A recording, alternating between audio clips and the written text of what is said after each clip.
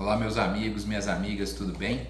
Nós vamos gravar agora a aula do dia 4 de novembro de 2021, das 20 horas, quinta-feira, do Centro Espírita do Calvário ao Céu, em Bebedouro.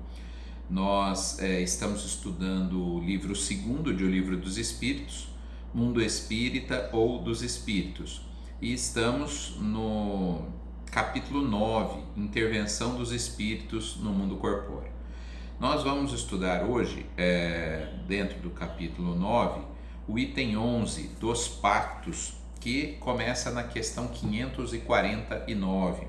Então, na questão 549, Kardec pergunta aos espíritos: há alguma coisa de verdadeiro nos pactos com os maus espíritos? Bom, essa é uma pergunta que as pessoas fazem, né? Principalmente quem ainda não estudou a doutrina espírita, que chega à casa espírita assustada, pessoas às vezes dizendo: olha, falaram que fizeram algum trabalho, fizeram uma coisa, algum pacto com maus espíritos para me prejudicar. Isso é possível, não é? Essa é uma dúvida recorrente. O que nós vamos ver na resposta dos espíritos é o seguinte: normalmente, nós podemos pedir para qualquer pessoa nos ajudar a fazer algo bom ou pedir para alguém nos ajudar a fazer algo ruim. Imagine isso no mundo encarnado, não é? Não é diferente no mundo desencarnado. Se nós estamos, de alguma maneira, afinizados com espíritos que não fazem coisas boas, nós podemos pedir ajuda para esses espíritos. Então, o exemplo que ele dá aqui é assim: se nós queremos prejudicar nosso vizinho, a gente pode chamar, pessoas tanto encarnadas para fazer isso quanto desencarnadas. Agora, a questão toda que precisa ser destacada aqui é: o nosso vizinho ou a pessoa que nós queremos prejudicar vai sofrer os prejuízos que nós gostaríamos que essa pessoa sofresse? Aí é que está a grande beleza, da situação. Nós só estaremos sujeitos a uma situação negativa se nós também sintonizarmos, se nós também entrarmos naquele padrão que, teoricamente, a pessoa que quer nos prejudicar e os espíritos desencarnados que estão ajudando, se essas pessoas encontrarem em nós a receptividade. Então, imagine vocês, uma coisa bem infantil assim: alguém coloca um apelido, na outra pessoa. Tem pessoas que dão risada do apelido e não pega o apelido, não acontece nada.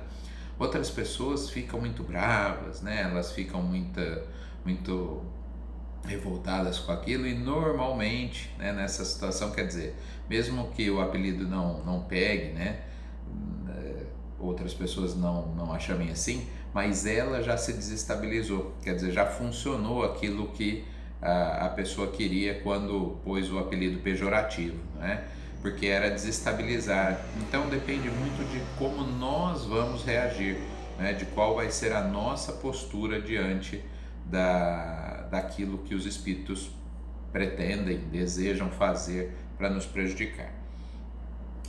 Vou ler um comentário aqui do Kardec. A dependência que o homem se encontra algumas vezes dos espíritos inferiores provém da sua entrega aos maus pensamentos que eles lhe sugerem, e não de qualquer espécie de estipulações feitas entre eles.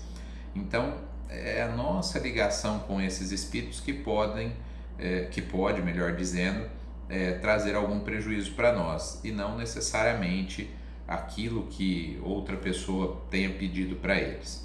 Percebem, como que essa é uma resposta com bastante conteúdo espírita, não é? Para que a gente compreenda isso que as pessoas temem tanto, que é um pacto, para prejudicá-las, por exemplo. Na sequência, ainda estudando esse assunto, a questão 550. Qual o sentido das lendas fantásticas, segundo as quais certos indivíduos teriam vendido sua alma a Satanás em troca de favores?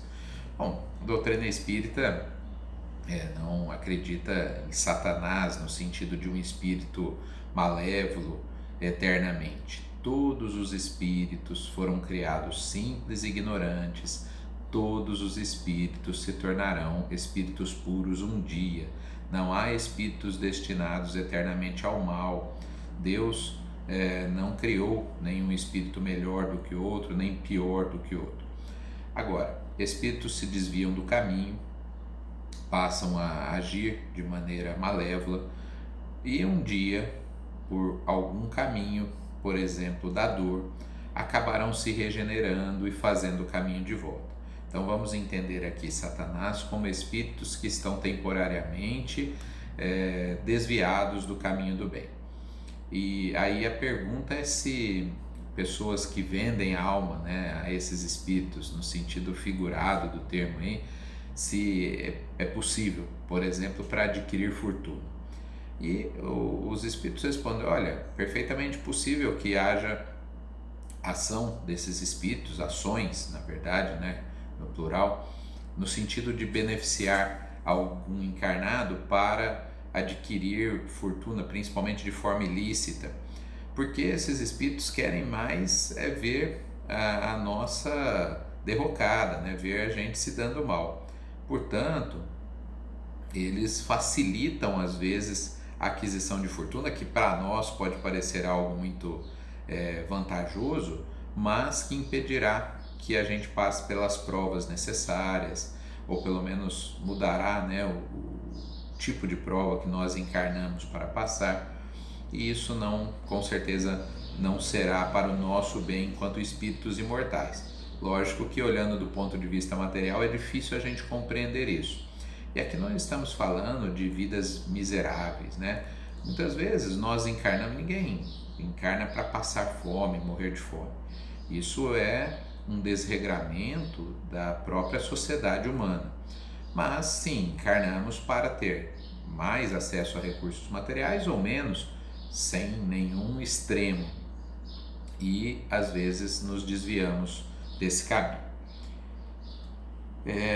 Entramos no item 12 desse capítulo e o item 12 tem o seguinte nome: Poder Oculto, Talismãs, Feiticeiros. E a questão 551 é: um homem mau, com o auxílio de um mau espírito que lhe for devotado, pode fazer o mal ao seu próximo? Interessante que não, Deus não o permitiria. Resposta bem curta.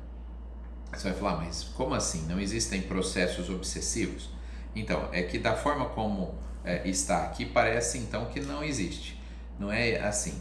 O que a questão está encerrando eu sou uma pessoa má e peço ajuda para um espírito para prejudicar alguém. Tá, se esse alguém, como eu expliquei lá na primeira questão, estiver sintonizado com o bem, se essa pessoa não estiver necessitando passar por aquela provação, não vai conseguir, né? Essa pessoa estará de alguma maneira protegida, imunizada desses ataques, tá? Então não basta só eu querer fazer mal a alguém. De alguma maneira aquela pessoa precisa sintonizar ou precisar daquela experiência, aí sim esse mal pode atingi-la, mas no sentido da providência divina permitir isso como uma prova, como uma expiação. Se não for necessário que esse espírito passe por aquela experiência, não conseguiremos prejudicar aquela pessoa.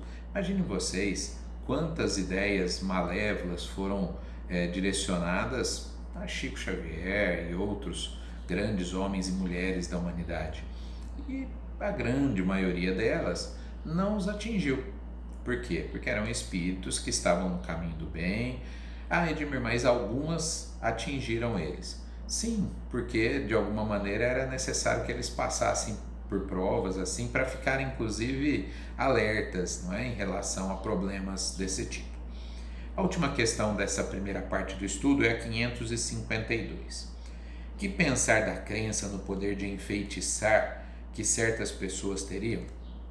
Nós sabemos que através do magnetismo pessoal podemos, a palavra enfeitiçar não é utilizada, né? Mas colocar alguém em transe, sugestionar coisas, E na próxima parte do nosso estudo de hoje, eu vou explicar melhor esta parte da resposta da 552. Já já nós voltamos.